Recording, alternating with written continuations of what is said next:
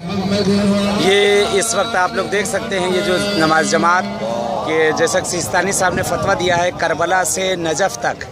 कि एक इत्तेसाल और नमाज जमात दुनिया की सबसे बड़ी नमाज जमात शायद ये होगी कि 85 किलोमीटर यानी नजफ़ से यहाँ तक कि पूरा इत्तेसाल और नमाज जमात इंशाअल्लाह ये आप लोग देख रहे हैं दुनिया की सबसे बड़ी नमाज जमात। जहाँ तक आप निगाह देखें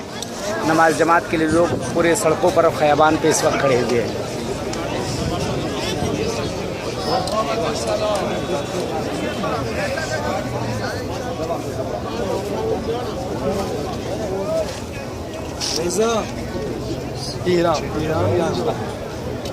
نه جو تو نماز با یکی بخونی